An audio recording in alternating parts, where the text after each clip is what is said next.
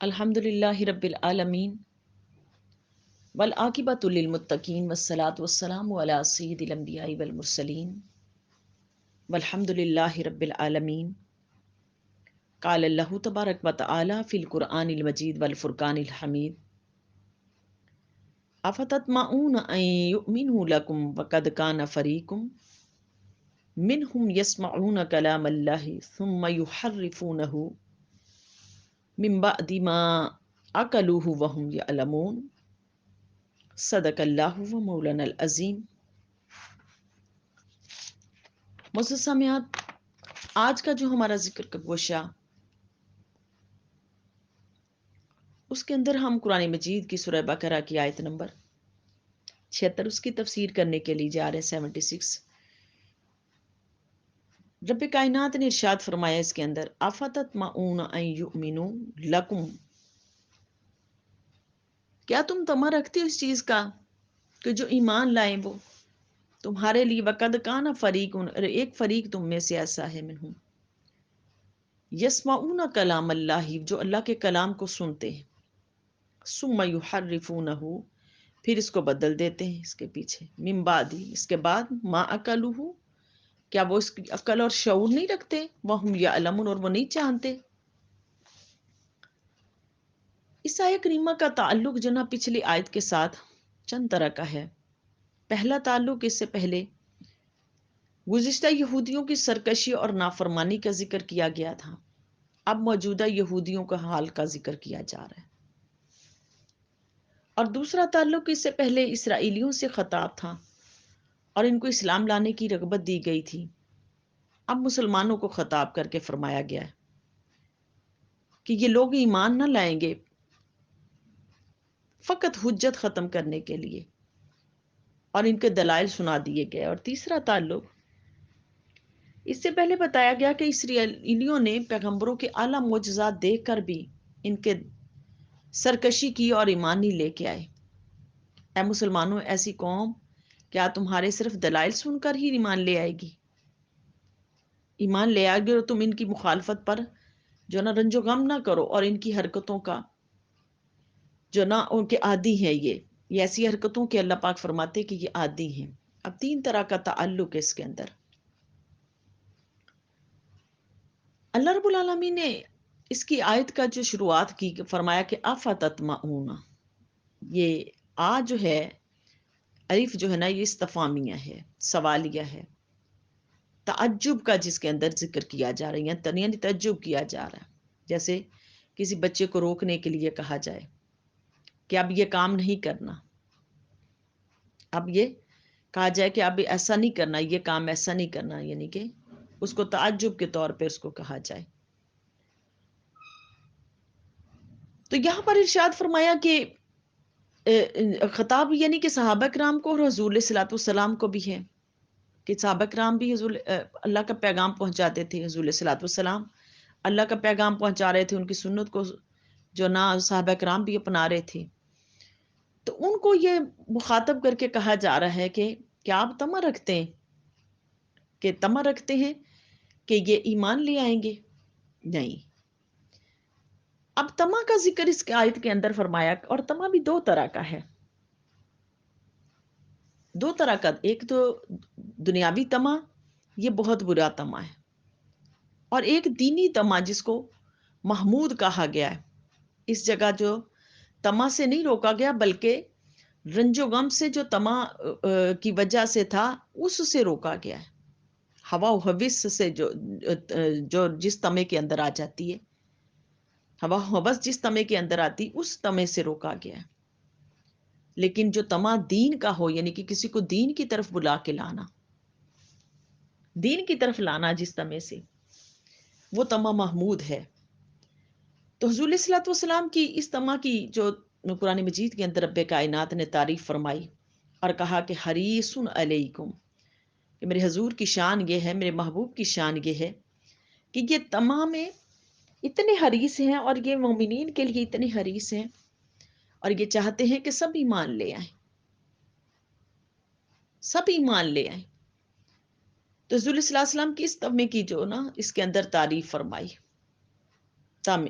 جو نہ فرمائی اور فرمایا کہ ان یؤمنوا لکم، اور یہودیوں یہاں پر جو نا کفار کی طرف مخاطب کرتے ہوئے فرمایا کہ آپ کفار سے محبوب دھوکہ نہ کھائیں. ان یؤمنوا لکم، کہ اس سے مراد وہ یہودی مراد ہیں جو کافر ہی رہنا چاہتے ہیں، کہ محبوب آپ ان کو تو دین کا پیغام پہنچاتے ہیں مگر یہ دین ان کے دلوں کے اوپر اثر نہیں کر رہا، یہ ایمان نہیں لے کے آ رہے، دین کو قبول نہیں کر رہے. تو یہاں پر فرمایا کہ یہ یہودی اگر ایمان لے بھی آئیں، یعنی ایمان کا معنی یقین کرنا، اور اصطلاحی معنی دینی باتوں کی تصدیق کرنا. اس جگہ اگر لغوی معنی مراد ہے تو لکم صلہ کا ہوگا، یعنی کہ ان کا صلہ کا یہ ہوگا ترکیبی طور پر کہ جب انہوں نے انبیاء کرام علیہ السلام کے اعلیٰ معجزات کو دیکھ کر بھی یقین نہیں کیا تو محبوب آپ کا یقین کیسے کریں گے؟ یہ صلہ کا ہے تو آپ کا محبوب کیسے یقین کریں گے؟ پہلے انبیاء علیہ السلام سارے معجزات دکھا کے گئے، وہ ان کو تبلیغ کرتے گئے مگر یہ نہیں ایمان لائے، تو آپ کا کیسے یقین کریں گے؟ اور اگر اصطلاحی معنی اس سے کے اندر مراد ہو تو لام جو ہے یہ تعلیلیہ ہے، لکم کی لام جو یہ تعلیلیہ، یعنی کہ اس کے اندر علت یعنی وجہ بیان کی جا رہی، علت یعنی وجہ بیان کی جا رہی کہ کیا تم طمع رکھتے ہو کہ تمہاری تبلیغ تمہارے دلائل کی وجہ سے یہ ایمان لے آئیں گے؟ آپ کے دلائل کی وجہ سے یہ ایمان لے آئیں گے؟ تو اس کے اندر اللہ پاک نے دونوں طرح یہاں بیان فرما دیا کہ یہ ایمان نہیں لائیں گے.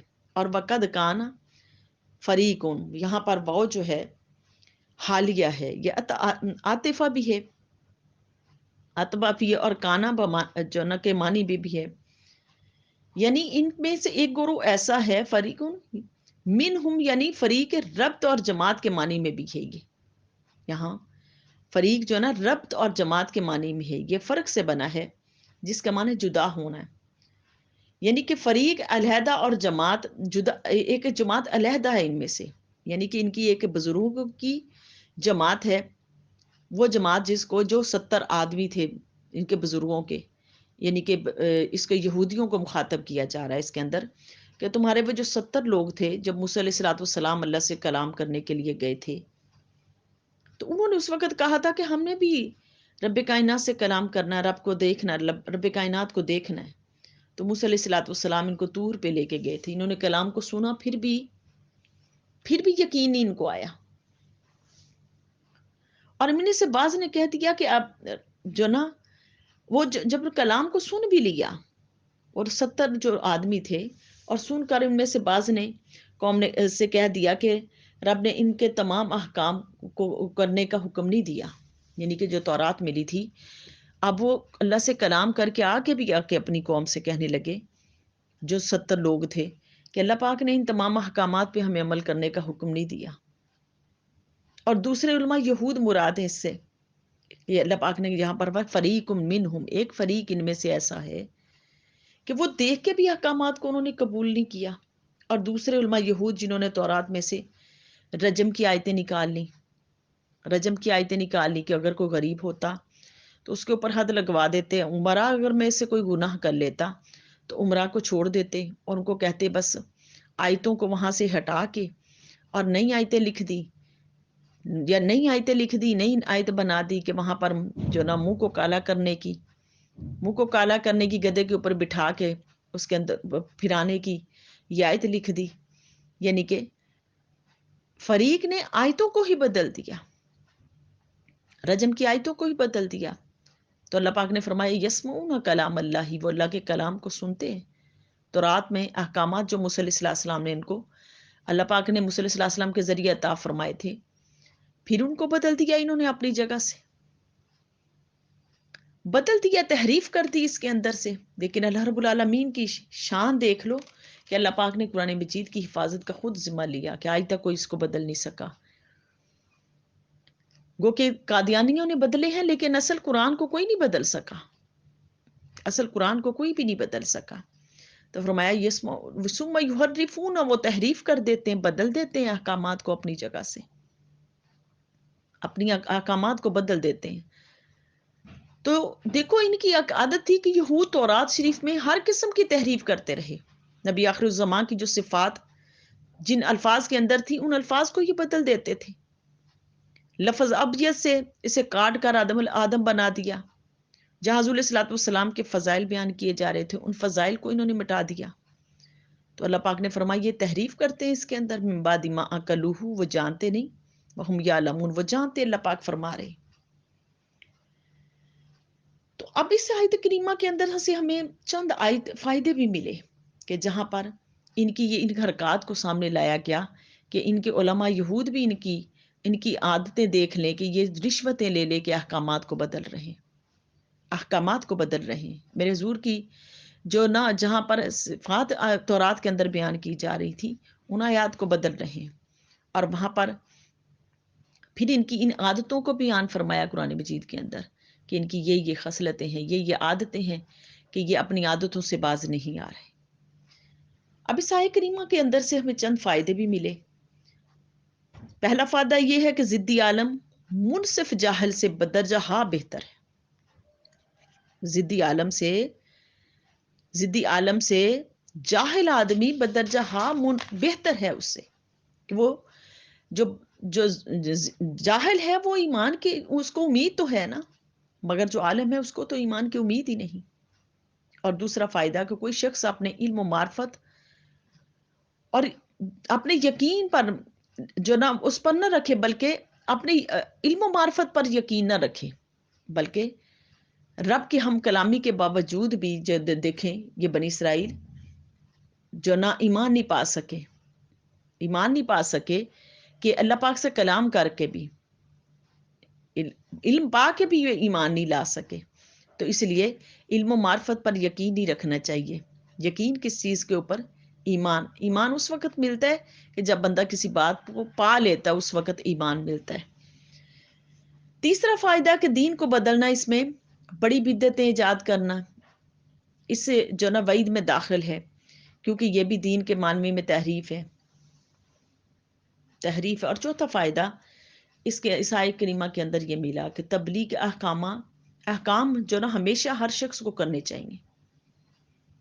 تبلیغ کے احکامات ہر شخص کو کرنے چاہیے. لوگوں کا انکار پر رنج و غم نہیں کرنا چاہیے اس سے، کیونکہ اللہ پاک نے دیکھو یہاں پر یہودیوں کے ایمان سے مسلمانوں کو مایوس تو کر دیا، مگر تبلیغ سے نہیں روکا. اللہ پاک نے کہا کہ تم جو تبلیغ کرتے رہو. تو دیکھو اس آیت کریمہ کے اندر ہمیں کتنے فائدے حاصل ہوئے کہ بے شک جو جتنا مرضی ڈٹائی پہ کھڑا ہے، جتنا مرضی سختی کے پڑا ہے، پھر بھی تم نے اللہ کے احکامات کو ماننا ہے اور تبلیغ کرنی ہے، ان کو اللہ کا پیغام پہنچانا ہے. اس آیت کریمہ کے اندر سے ہمیں یہ پیغام ملا کہ اللہ کا پیغام پہنچانا ہے. اب تفسیر صوفیہ کہ روحانی ترقی کا دار و مدار کس چیز کے اوپر ہے کہ روحانی ترقی کا دار و مدار جو نا انا کو فنا کرنے میں ہے، کہ جس بندے نے اپنی انا کو فنا کر دیا اس نے روحانی ترقی کو پا لیا. جس نے اپنی انا کو قائم دائم رکھا اس نے اپنی ترقی کو ختم کر دیا. ان بدنصیب یہودیوں کی ان کے اندر انا کی ہی بیماری تھی، جس کی وجہ سے یہ تورات کے احکامات کو قبول نہیں کر رہے تھے، اور رسول اللہ صلی اللہ علیہ وسلم کے اوصاف ان کو بھی جو نا یہ قبول نہیں کر رہے تھے. اس کے اندر اسی انا نے ابلیس کو جو جنت سے نکلوایا، اور اسی انا نے اس کو آدم علیہ السلام کے سامنے سجدہ کرنے سے روکا. تو اس لیے ہر انسان کو اپنی انا کو مارنا چاہیے. جو اندر میں ہے، انا ہے کہ میں ہی ہوں، اس میں کو مارنا چاہیے. اللہ پاک کو میں پسند نہیں، اللہ کو عاجزی پسند ہے، کیونکہ اس کے پاس تکبر ہے، وہ تکبر رکھنے والی شان ہے، والی ذات ہے. لیکن بندوں کے لیے کیا چیز پسند کرتا ہے؟ نرمی، عاجزی. انا اس کو پسند نہیں ہے. تو اس لیے اس آیت کریمہ کے اندر ہمیں کیا ملا؟ نرمی ملی، انا سے توبہ ملی کہ بندو اپنے اندر جو نا انا کو ختم کرو، عاجزی انکساری لے کے آؤ.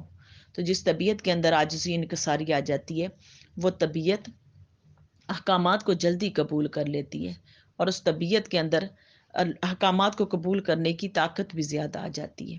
تو رب کائنات کی بارگاہ اقدس میں میری التجا ہے کہ اللہ اس قرآن مجید کے فیض و برکات ہمیں نصیب فرما، ہماری نسلوں کو نصیب فرما، اور اس قرآن مجید کی برکات سے ہماری دنیا آخرت کو بہتر فرما دے، اور اللہ ہماری دنیا آخرت بہتر فرما، اور اللہ کریم اس کی برکات سے زندگی کی نحوستیں اور سختیاں ہم سے دور فرما، اور حق سچ مولا بیان کرنے کی توفیق عطا فرما، اور اگر کہیں کوئی کمی کجی رہ جائے مولا، کوئی تیرے بندے ہیں کمیاں کجیاں کر جاتے ہیں مولا، اگر کہیں کمی کجی رہ جائے تو ہمیں اس پر معافی عطا فرما، وما علینا الا البلاغ، صدق اللہ و مولانا العظیم۔